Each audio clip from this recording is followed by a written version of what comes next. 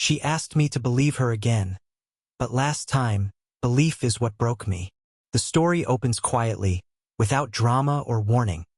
Because that's how she comes back into his life. The narrator isn't looking for her. He's just moving through an ordinary afternoon, the kind that feels safely predictable. The setting matters here. A small cafe, a bookstore, or a familiar public place where time seems to slow on its own. Warm light filters through windows, dust floating lazily in the air. The world feels calm enough that his guard is down. Then he hears her voice say his name. Not loudly, not urgently, just carefully, like she isn't sure she still has the right to say it. He turns, and there she is. She hasn't changed in the ways people expect time to change someone. She's still graceful, still carries herself with quiet confidence. But there's something softer now, something unfinished in her posture. She pauses instead of stepping forward. Her smile appears, then fades, then settles into something honest but unsure. He notices small details instantly. How she tucks a strand of hair behind her ear, how she shifts her weight as if bracing herself. These are details he shouldn't remember so clearly, but does. His first reaction isn't anger, the stillness. Inside, his chest tightens. Not painfully, but sharply, like a door closing halfway. Memories surface without permission. Not just the good ones, but the moment belief cracked.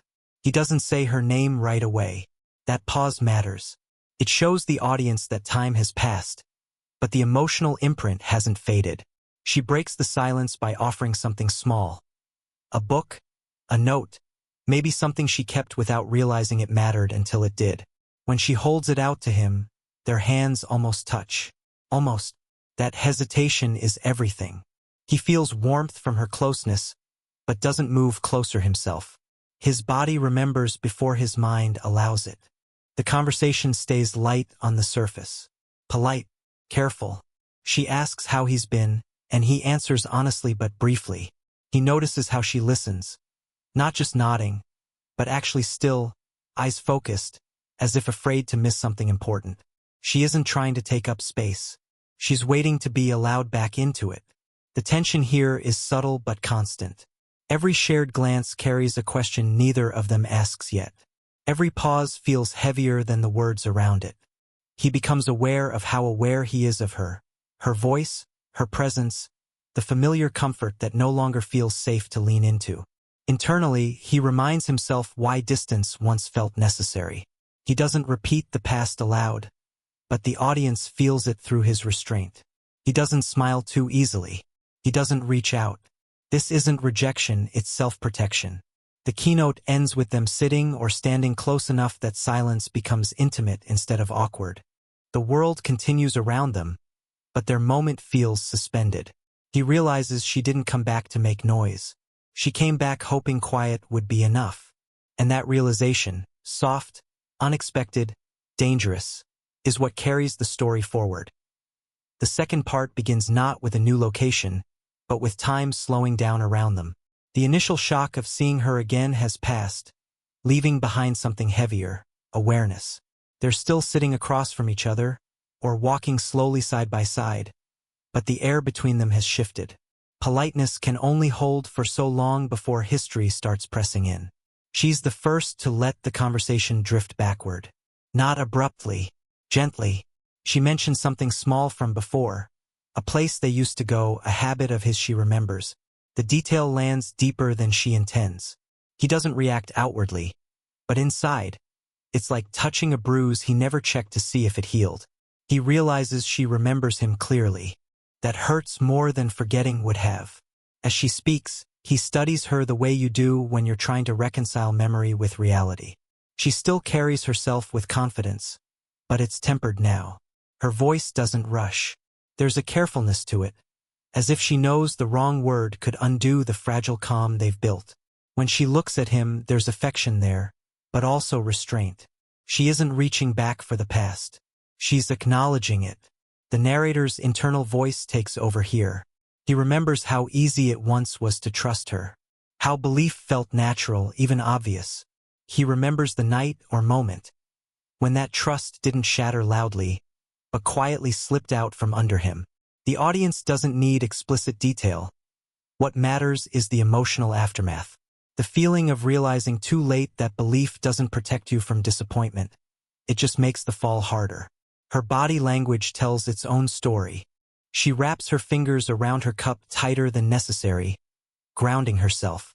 When the conversation edges close to something painful, she looks down instead of away, as if she's not running from it, just bracing herself. He notices how she takes responsibility in subtle ways. She doesn't correct him. She doesn't interrupt when he speaks. That restraint is new. There's a moment of silence that stretches. Not awkward, but loaded. He realizes she's waiting for him to lead now. Before, she used to fill every quiet moment. Now she lets them exist. That change matters. Romantic tension surfaces quietly through proximity. Their knees are close.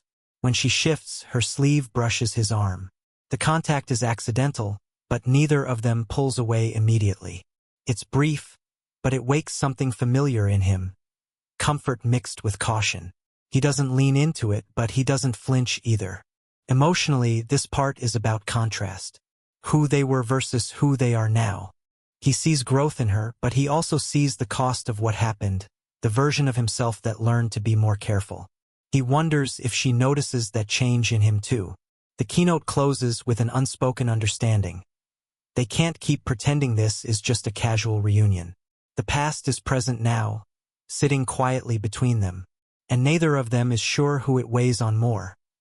This part begins with a subtle shift in posture rather than words. The careful politeness that held them together in the first moments finally loosens. Not because the tension disappears, but because both of them seem tired of carrying it alone. The atmosphere changes. The room feels quieter, even if nothing around them has actually changed. She's the one who opens the door. Not with a dramatic apology. Not with explanations layered in justification. She simply acknowledges what happened in a way that leaves no room to hide behind intention. Her voice stays calm, but it softens at the edges. She admits she didn't handle things well. Not because she didn't care, but because she didn't know how to face what she was afraid of losing. The key here is restraint. She doesn't ask for forgiveness. She offers honesty and lets it stand on its own. The narrator listens without interrupting. That matters. In the past, he would have filled the silence, tried to fix things before understanding them. Now he stays still, absorbing the weight of her words. He notices how she breathes in before speaking, like she's steadying herself. Her eyes stay on him even when it would be easier to look away. That's new. That's effort. Emotionally, this is the first time she removes her armor. She doesn't frame herself as the victim. She names the damage without minimizing it. She acknowledges that his trust wasn't naive, it was generous. Hearing that disarms him more than any apology could. He feels something inside him ease, just slightly. Not enough to trust again. Enough to stop bracing. The sensory details here are intimate but restrained. The hum of the space around them fades as her words settle. When he exhales, he realizes he's been holding his breath. There's a moment when his hands tighten together unconsciously, and she notices. She doesn't comment, but she responds physically instead. Her hand rests lightly on his forearm. It's not a plea. It's not possessive. It's brief and grounding, like she's saying, I'm here and I'm not pushing. The warmth of her touch surprises him. It's familiar in the way old habits are, comforting but risky. After a second, she pulls back on her own. That choice matters more than the touch itself. She leaves the decision with him. Inside, he struggles with conflicting truths. Part of him wants to believe this version of her, the one who isn't defending herself, the one who's finally speaking plainly. Another part of him remembers how much it hurt to give trust freely before. He recognizes that both feelings can exist at the same time. He finally speaks, not to accuse but to clarify. He tells her how it felt back then. Not angrily. Honestly. He doesn't soften it to protect her feelings. She listens without flinching. When he finishes, she nods slowly, as if confirming something she already knew but needed to hear aloud. The keynote closes on a fragile but meaningful shift. For the first time, they're no longer talking around the past. They're standing in it together, without defenses, without guarantees. And even though nothing is resolved yet, something important has changed. The truth is finally on the table. This part begins in motion. They leave the space where words carried most of the weight and step into a quieter, open stretch of time, walking side by side, unhurried. Movement gives the conversation room to breathe. It also makes the silences feel less confrontational, more reflective. Evening has started to settle in, softening everything it touches. The air is cooler now. Streetlights flicker on one by one, casting warm circles onto the pavement. Their shadows move together, sometimes overlapping, sometimes drifting apart. The narrator becomes acutely aware of how naturally their steps fall into rhythm, as if their bodies remember something their minds are still cautious about admitting. They don't talk much at first. What's already been said hangs between them, still settling. He notices small things again, the way she slows slightly when he does, how she adjusts her coat when a breeze passes. There's comfort in these shared instincts, and that comfort scares him more than distance ever did. She's the one who finally breaks the silence. Her voice is quiet, but steady. She tells him she's thought about that moment, the one that changed everything, more times than she can count. Not with regret alone, but with clarity that only comes after losing something important. Then she says it, without drama, without pressure. Believe me this time. The words don't land gently. They stop him mid-step, not physically but internally. He keeps walking, but something inside him tightens. He doesn't answer right away. He needs the space to remember what belief once cost him. How trust felt like safety until it didn't.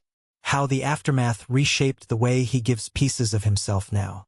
He tells her that believing her once changed him. He doesn't accuse her of ruining him, but he doesn't protect her from the truth either. He explains how belief made him open, and how losing it made him careful. His tone isn't bitter. It's measured, reflective, honest. This isn't a wound being reopened. It's a scar being acknowledged. She listens quietly as they walk. She doesn't try to justify herself or soften his words. When he finishes, she slows, then stops. He stops too. They turn toward each other under the glow of a streetlight, the rest of the world fading into background noise. Her expression isn't defensive. It's understanding. She tells him she's not asking him to forget what happened. She's asking him to see who she is now, not as a replacement for the past, but as someone who learned from it. There's vulnerability in the way she says this, not desperate but exposed. Physical closeness heightens the moment. They're standing closer than before, close enough that he can feel the warmth of her presence in the cool air. Her hand brushes his sleeve, not intentionally this time. She doesn't pull away immediately, but she doesn't lean in either. She lets the moment exist without forcing it. Internally, he realizes this is the line. Not between them, but between who he was and who he is now. Believing again wouldn't mean repeating the past. It would mean choosing with open eyes. The keynote ends here, suspended in that realization. They haven't crossed the line yet, but they're standing right in front of it, aware of its weight, and aware that whatever comes next will be intentional. This part unfolds in stillness. After the walk, after the streetlight moment, they find a place to sit. Somewhere quiet and enclosed enough to feel private without being hidden. A bench near the edge of the street. Parked car with the engine off. A low wall overlooking the city lights. The setting matters less than the pause it creates. Movement has carried them as far as it can. Now they have to stop. The silence between them is different here. It isn't cautious anymore. It's expectant. He's the one who speaks first this time. I believed you last time. The words come out evenly without accusation. That's important. He isn't throwing the past at her. He's placing it between them. His voice doesn't shake, but there's weight behind it. The kind that comes from truth spoken without armor. He explains what that belief meant to him back then. How it wasn't blind or careless, but chosen. He trusted her not because she asked him to, but because she made him feel safe enough to. As he speaks, he keeps his eyes forward at first. Saying it while looking at her feels too exposing. He tells her how belief shaped the way he showed up for her. how it made him patient, open, willing to stay when leaving would have been easier. And how, when that belief broke, it didn't just hurt, it taught him to hesitate where he once leaned in naturally. She doesn't interrupt. She doesn't correct his memory or soften the edges of it. She sits with her hands folded loosely in her lap, shoulders slightly forward, fully present. When he finally turns to look at her, he sees that she's listening with her whole body. Eyes steady, expression open, jaw tight with restraint. She's taking it in, not defending against it. When he finishes, there's a long pause. Then she nods, not quickly, not dramatically. Slowly, as if she's accepting something heavy but necessary. She tells him he's right, that she didn't fully understand the cost of being believed until she lost the right to it. She admits she mistook consistency for permanence, and in doing so, took something precious for granted. Her honesty lands because it doesn't center her pain. It acknowledges his. The emotional tension peaks here, but it stays controlled. There are no raised voices, no tears spilling over. The intimacy comes from restraint, from the way they're both choosing to stay in the discomfort instead of escaping it. She leans slightly toward him then, not enough to close the distance completely, just enough to show she's still here. Her head rests briefly against his shoulder. The contact is gentle, tentative, and asking rather than taking. He feels the weight of her there, familiar and unfamiliar at the same time. He doesn't pull away, but he doesn't wrap an arm around her either. That choice matters. It shows he's listening to himself as much as to her. After a moment, she lifts her head again, giving him space without being asked. The keynote ends with them sitting side by side in quiet understanding. Nothing is fixed. Nothing is promised. But something has shifted. The truth has been spoken fully now, and neither of them is pretending it didn't matter. This part begins where the confrontation leaves off, not with relief but with clarity. The air feels lighter, not because the past has disappeared, but because it's no longer being avoided. They remain seated together, close enough to feel each other's presence without it being overwhelming. The quiet between them is steady now, no longer tense. She's the one who speaks first, but her tone is different than before. There's no plea in it, no urgency. She tells him she isn't asking for him to trust her the way he once did. She says she understands now that trust given too easily can feel like pressure, not comfort. What she's asking for instead is a chance to show up differently, to earn belief through consistency, not words. That distinction matters to him. He listens, not guarded this time, but thoughtful. He realizes how much both of them have changed since they last stood on opposite sides of this conversation. He's more aware of his boundaries now, less willing to disappear inside someone else's expectations. And she, who once led with certainty, now leads with patience. That role reversal feels strange, but also honest. The sensory details here are soft and grounding. The night air cools his skin. Somewhere nearby, a car passes, its sound fading quickly. The city continues, indifferent to the moment they're sharing, which makes it feel even more intimate. He notices how her hands rest open on her lap, palms up, not folded, not clenched. It's an unconscious signal, but a powerful one. She isn't bracing. She isn't grabbing. She's waiting. After a long pause, he reaches out. Not impulsively. Not to reassure her. He places his hand over hers. Not gripping, not pulling. Just resting there. The contact is calm, deliberate. He feels the warmth of her skin, steady and real. She doesn't move at first. Then her fingers curl slightly beneath his, responding without overtaking the moment. He tells her that believing again wouldn't mean pretending the past didn't happen. It would mean choosing differently, paying attention, asking harder questions, and being willing to walk away if something doesn't feel right. He admits that part of him is still afraid, not of her specifically, but of what it costs to hope again. She meets his gaze and tells him that fear doesn't disqualify him. It means he understands the stakes. That lands deeply. For the first time, he doesn't feel like he has to choose between protecting himself and being open. He realizes he can do both. That growth becomes the emotional core of this part. He isn't returning to who he was before. He's stepping forward as someone more grounded. They sit there for a while after that, hands still touching, the moment unhurried. There's no rush to define what comes next. That restraint feels like respect, not just for each other but for themselves. The keynote ends with a quiet decision forming, not fully spoken yet, but clear in his posture, in the steadiness of his voice when he finally says he's willing to move forward slowly, carefully, with open eyes. And this time, that choice belongs to him. The final part begins with departure, not arrival. There's no dramatic moment where everything suddenly makes sense.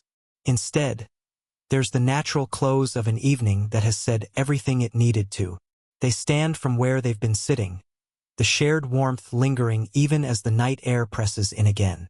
The conversation has softened, not because it's unfinished, but because it no longer needs to carry so much weight. They walk a short distance together, toward where their paths will separate. The mood is different now. Not light exactly, but steady. Comfortable in a way that feels earned rather than assumed. He notices how she matches his pace without thinking. How there's no tension in the silence anymore, just presence. She tells him she's grateful, not for another chance, but for his honesty. For not pretending the past didn't matter. She says it quietly, without expectation attached. He believes her, not because of the words themselves, but because she doesn't ask for reassurance in return. He tells her that whatever comes next, it has to be slow. That he won't rush himself into certainty just to make things feel easier. He admits he doesn't know exactly where this leads, and for the first time that uncertainty doesn't feel like a failure. Feels like truth. They stop where the sidewalk splits. The moment feels familiar in structure, but entirely different in substance. Before, goodbyes were heavy with things unsaid. Now, everything important has already been spoken. She looks at him then, not searching, not afraid, just present. There's affection in her eyes, but also respect. She steps closer, careful not to assume. When she kisses his cheek, it's soft and brief, placed deliberately. Not a claim, not a promise. A gesture of connection that honors the boundary they've both agreed to. He doesn't move immediately after. He lets the moment pass through him. He feels the echo of who he was when he first believed her, and recognizes how different this feels now. Calmer, grounded, chosen. She smiles, small, genuine, and steps back. She doesn't linger, and that restraint reinforces everything she said. As she turns and walks away, he watches her go, not with longing or regret, but with a sense of quiet possibility. The kind that doesn't demand resolution right away. Internally, he reflects on how belief has changed meaning. Before, it was something he gave freely without questioning its cost. Now, it's something he offers thoughtfully with self-respect intact. That doesn't make it weaker, it makes it intentional. The story closes on him standing alone for a moment, the night settling around him. He isn't waiting. He isn't chasing. He's simply aware of what was shared, of what healed, and of what might still grow if nurtured carefully. The resolution is complete not because everything is decided, but because both of them are finally standing on equal ground, aware, honest, and open to whatever comes next. 20.